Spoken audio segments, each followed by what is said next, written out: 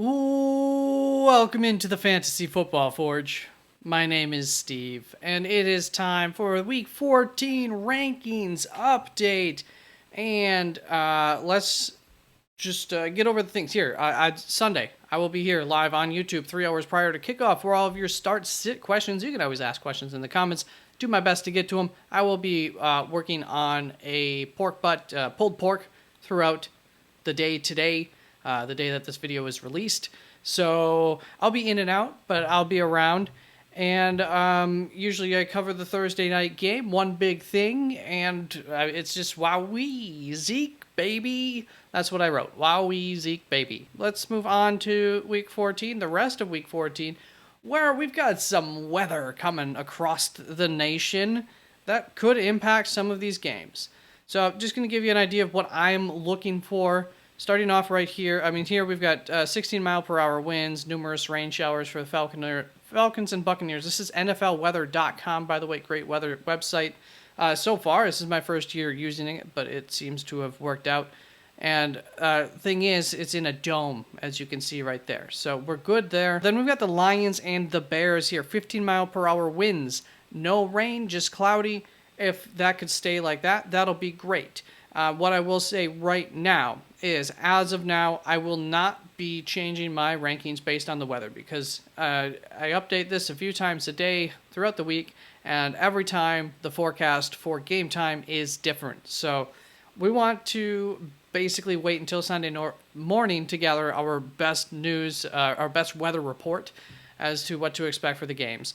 But in this game with the 15-mile-per-hour winds, that's just kind of the main cutoff line that a lot of people go by.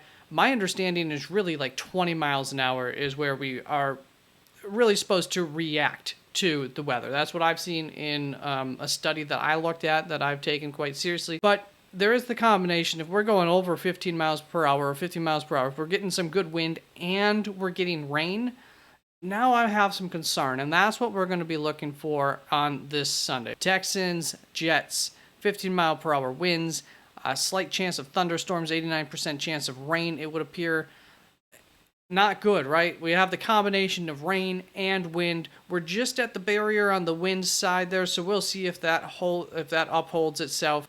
Tiebreaker here. If you've got Texans players, New York Jets players, this is something where if this kind of prediction upholds, we're looking at tiebreakers, even a little bit more than that with this combination going on. I guess ultimately it's a tiebreaker if we're just seeing over 15-mile-per-hour winds.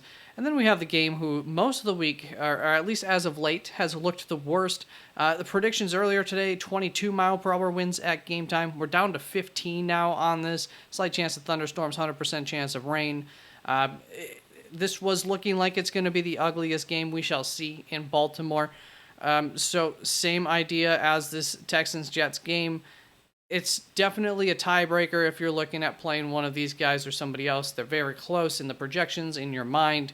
Just go with the guy with the better weather. Come visit me Sunday, and we'll keep an eye on this and figure it out from there. That's going to bring us into the rankings updates. We're going to start off with the quarterbacks. I've got some notes for myself here. So we have Trevor Lawrence is questionable for the game. I did rank him earlier on in the week.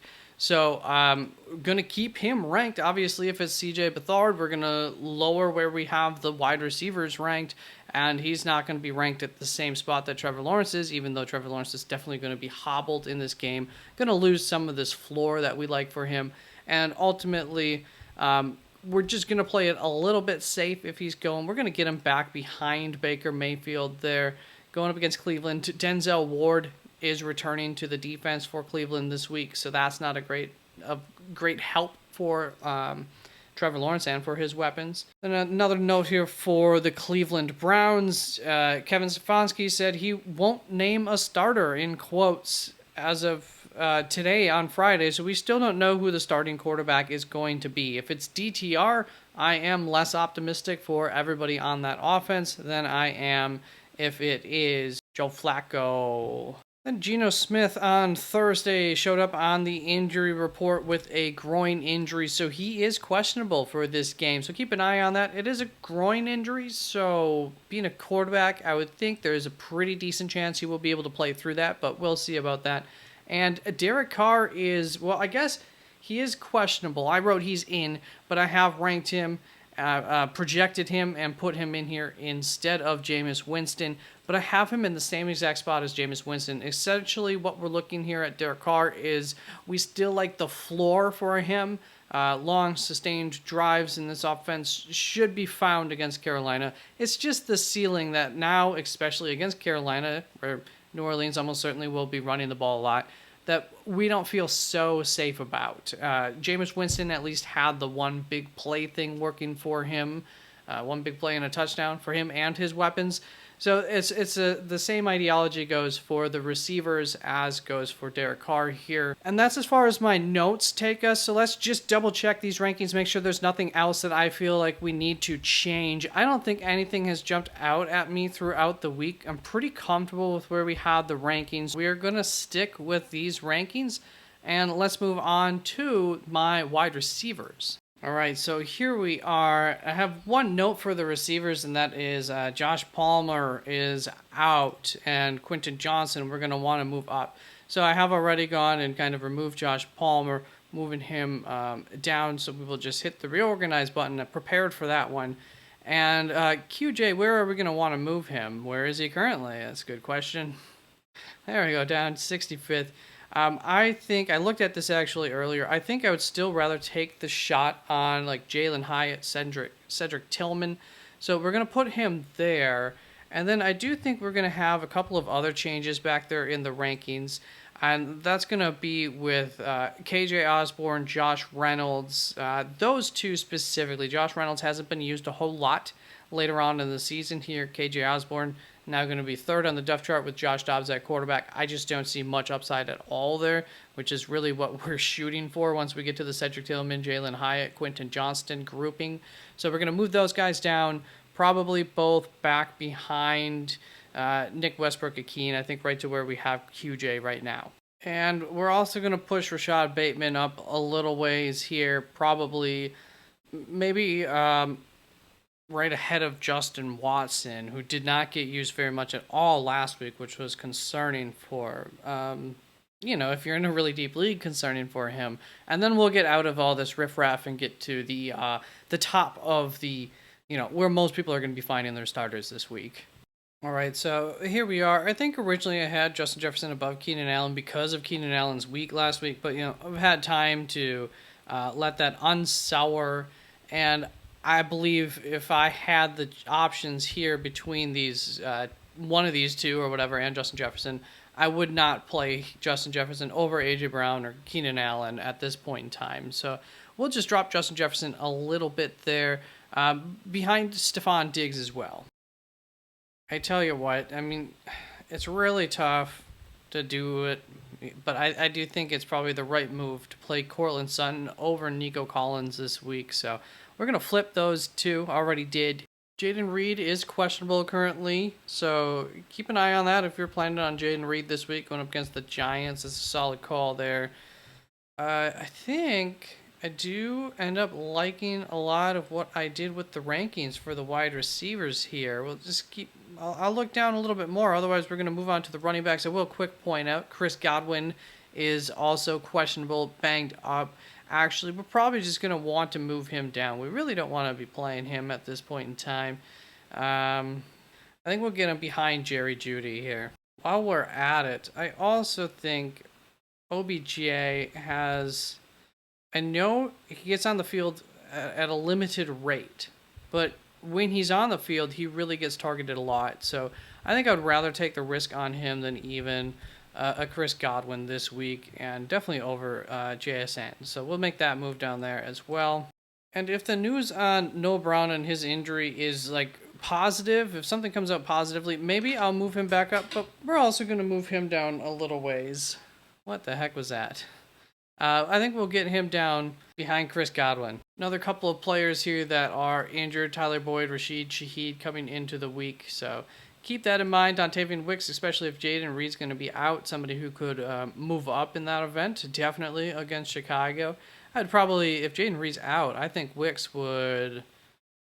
Gosh, would we trust him more than Josh Downs? Maybe not, but for sure Elijah Moore, I would get him up here. So borderline really a wide receiver 3, a back end wide receiver 3 is where he'd be for me. Tampa Bay's defense is still broken up, so I think this is going to be the last one. I just looked at all the players above this, and they're all guys that we have questions on. Drake London still do have questions on, but he's the one where we're actually kind of like, well, maybe Tyler Lockett a little bit, but not so much San Francisco. I don't know. But there's kind of more positivity for Drake London this week going up against Tampa Bay. Defense quite banged up. So I think we're going to get him up ahead of Adam Thielen, maybe Cooper Kupp there, Zay Flowers, question mark. He projects better than Zay Flowers. I think we'll get him up behind Brandon Cooks there at wide receiver 29. Quite the bump up for Drake London to finish off the wide receivers. And I'll see you with the running backs. And we've got our work cut out here for the running backs. Lots of things that I've done. So I moved James Cook up ahead of Alexander Mattison here. I got a little bit too bold on Alexander Mattison. I'm still bold on him this week, but just kind of didn't realize maybe how good James Cook has been in recent weeks, despite being on the field less.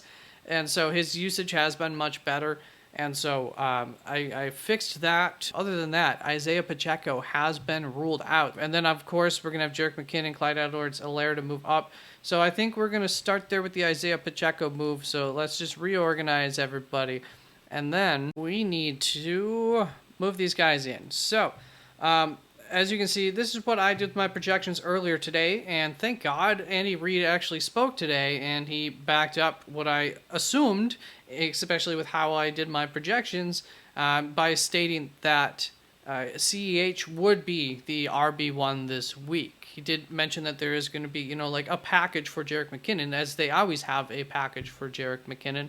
And I do think that Jerick McKinnon's work will increase to a certain extent this week. I projected him as up to 1.5 times his normal workload. And then for CEH, I went up to 3.5 times his normal workload for my projection alteration on him. And you can see that really brought him up into starting territory. And with that reassurance from Andy Reid about him being the RB1, now I am going to get pretty bold with my ranking on him. I don't want to get too bold, because, it's CEH. He hasn't always been ultra efficient or anything. And, but I should say but it is a decent matchup against Buffalo. So let's see here. Based on the projections, we're kind of going to see him fitting in somewhere into the James Cook, Derrick Henry, maybe right behind them, ahead of Alexander Mattison. Let's park him right there for now. And then Jerick McKinnon here, 3.5 to 9 fantasy points. We're looking somewhere. I think I would probably want to start him over Khalil Herbert and Deonta Foreman. I don't know why Deonta Foreman's. Well, I guess because of his starting time. I didn't alter his projections at all. And that's where we have Zach Charbonnet. Would I want him ahead of Kareem Hunt up against Jacksonville? That's pretty close. For now, I'm just going to put him right behind Kareem Hunt at running back 35 in my rankings. All right, so that's going to bring us back up to the top of these rankings. Christian McCaffrey, Alvin Kamara, of course, we're comfortable with those. Kyren Williams, Travis Etienne, they should have to lean on him. Saquon Barkley. I almost feel like Saquon should go ahead of them, and so I am going to do that. We're going to move Saquon up ahead of Kyren and Etienne. Reluctantly, but it's Green Bay, and I do have some concerns about both of these guys and the defenses that they're playing up against. Jahmyr Gibbs and both of these Lions running backs, they're going to be short Frank Ragnow on this offense, the center, and they just don't seem to block as well when any of their starting offensive linemen are out, but especially Frank Ragnow last week. So I do think if either one of these is going to be impacted more, it's David Montgomery. And so I am going to push him back behind Zach Moss, Bijan Robinson, solid matchup, Joe Mixon, good matchup. We're going to go behind those two. We're going to keep him up ahead of Rachaad White still. So there that changes. And I know also we're going to want to move Zach Moss maybe up here ahead of Raheem Mostert. Maybe the Frank Ragnow thing, we could make the argument here. I think we're gonna move him up ahead of Devon Achane actually, ultimately. And part of the reason that I'm more bold on Zach Moss now than I am earlier in the week is that Cincinnati's DJ Reader, who is an excellent run stopper for their defensive line, popped up on the injury report on Friday with a back issue. And so that is concerning, even if he's playing with a back issue. You would think that that's going to limit him to some extent. And so especially if he's out, we're going to be more bold on Zach Moss. I mean, I tell you, it's the running backs right now we're good. We're in like the golden era of running backs. It's deep. I mean, I have Josh Jacobs at 16, and I want to move him up because the last time that I had concern about Josh Jacobs, Kansas City game, for the same reasons that I have some concerns about him, and I probably should have less of those concerns this week against Minnesota, was just that I thought that they would get behind Las Vegas and have to abandon the run. And he had a good game against Kansas City. This Minnesota rushing defense, I think, is better than Kansas City's rushing defense, however, so that doesn't help. And you can still see, even the projections outside of Rachaad White is about the lowest there out of all these guys. At the end of the day, we're just going to move Josh Jacobs up a little bit. The next note I have is on Breece Hall with his ankle injury. Coach Saleh said he feels good about Breece Hall playing. So we are pretty confident that Breece Hall will probably end up playing. Do we want to leave Breece Hall where he's at? We are getting Zach Wilson back. That is one of the weather games, so that is concerned, but that really helps the running game, if anything. You know what? We're going to keep it where it's at. That ankle injury is concerning. Are they going to limit Breece Hall by a fair bit? It is promising that as of Friday, they already feel confident that he'll be playing, but that still concerns me that he'll see less usage than there was, normally for him. Then we've got a couple of notes. The Green Bay Packers running backs, A.J. Dillon and Aaron Jones. It kind of looks like Aaron Jones might be playing, but they're both questionable actually this week. A.J. Dillon, I feel like, just became questionable on Friday. I don't think he was on the injury report prior, but I don't think it was anything major either because I didn't see any kind of follow-up on it being a big concern. So I'm not overly concerned about A.J. Dillon and the fact that he's questionable this week, but that is something to keep an eye on, as well as, of course, for him and for Aaron Jones where they're at. If Aaron Jones ends up playing, I am expecting him to be limited to some extent. We'll move A.J. Dillon behind a few guys here. And there's still a few things, the Seattle running backs as well, that need to be determined prior to Sunday. So these guys are just kind of sitting and waiting for their final rankings, which probably won't happen until Sunday morning, unless some sort of news comes out today in some of these situations. While I'm looking at this, we are going to move Chuba Hubbard up ahead of Roschon Johnson. Deonta Foreman is going to be playing this week. And I think that's my last note here is the Chicago running backs. So, did we do that? Make that change there. The question will be, do we want to move him up any further for Chuba? It's really going to depend on A.J. Dillon. Do we want to move Gus Edwards back a little ways, maybe behind Chuba? You know what? We're going to play it safe. I actually ended up moving both of the Baltimore running backs behind A.J. Dillon, Chuba Hubbard. Once again, we'll see on A.J. Dillon. So he would fall behind probably both of them in the event that Aaron Rodgers returns. Aaron Jones, not Rodgers. That wouldn't matter. So that is, I think, going to be it for the running backs. Seattle running backs, we're just going to have to wait probably until Sunday. I believe they are both a game time decision in order to determine what we got to do with them. I hope that's an early game at the very least. I think that's going to be it for the running backs. Let's move on to the tight ends. And a couple of notes right off the bat for the tight ends. Dalton Schultz has been ruled out. I moved him up after Wednesday's practice into the rankings. Moved out, so we're going to have to move Brevin Jordan back in. I think I have him ready to go. So I've got Dalton Schultz out. Tyler Higbee is doubtful, so I am just planning on him not playing. Going to be moving him down and out.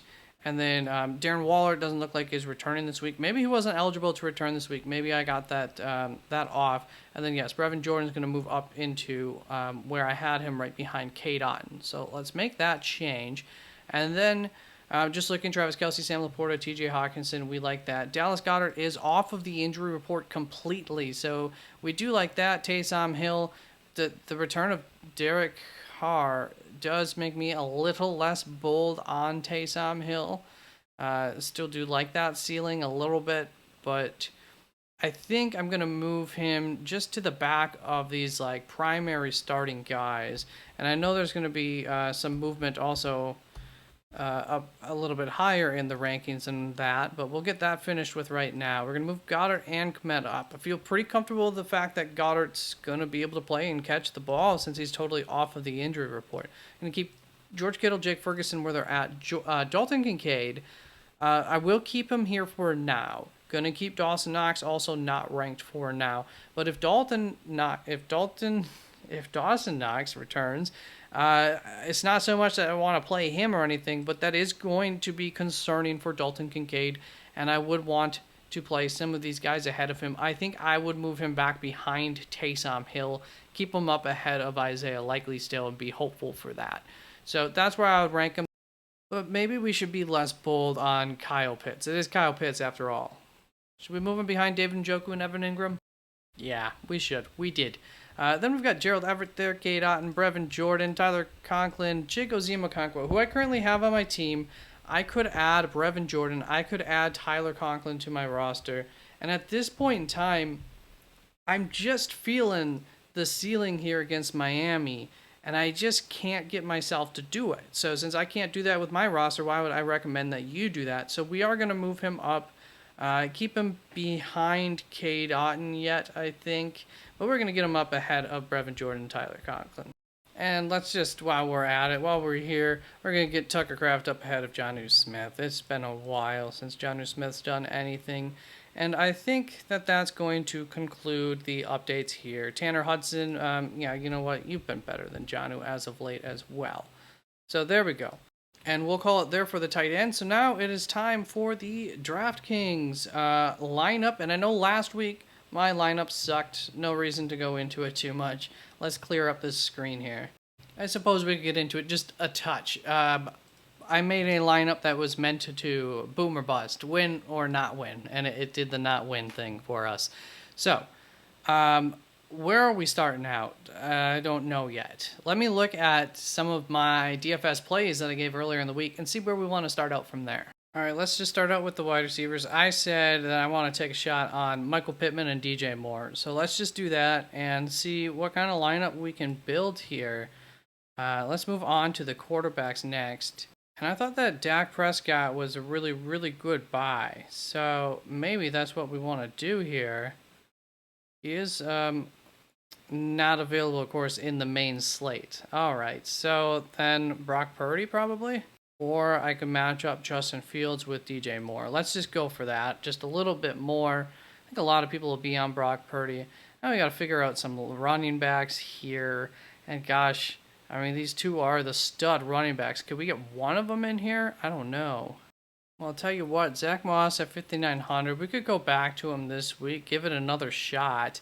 That's definitely part of what killed my lineup last week. But, well, you know, the definition of insanity. Let's do it. Let's get a little insane. And then, are there any really good values popping up down here due to, like, injuries happening?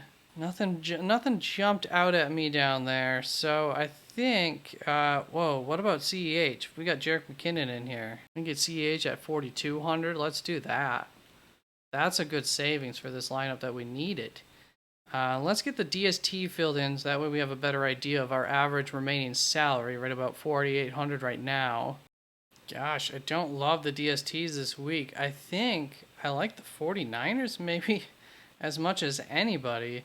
Buccaneers, not too bad. I think we're just going to go with the 49ers DST there. So we'll stay away from those Seattle players on this lineup. And let's look for another cheaper wide receiver for this lineup as well, so we can see what we're gonna be able to afford at tight end, and then follow that up with the flex. And we're not gonna be able to really go. I think Rashee Rice is about as low as I want to go there. So I think we're gonna want to have some savings here at the tight end spot and not be spending up. So who can we find that we are low-key excited about? Cole Kmet at 4,300 gives us 5,900 there. I like that. You know what? I think I'm gonna go with Garrett Wilson out of this group. I think that's where my rankings would have me go out of this group here. If Amari Cooper were playing, I wouldn't mind that so much. But I think we'll go Garrett Wilson there. Leaves us with 400 DK bucks. Do we want to upgrade that DST or anything like that? Yep, that's going to be the lineup. So we've got Justin Fields, Zach Moss, Clyde Edwards-Helaire, Michael Pittman Jr., DJ Moore, Rashee Rice, Cole Kmet, Garrett Wilson, and the 49ers DST for our lineup of the week. Thank you very much for tuning on in. Good luck this week with your fantasy, getting into the playoffs or just getting another win if you're already locked in. And hopefully I'll see you on Sunday. Bye-bye.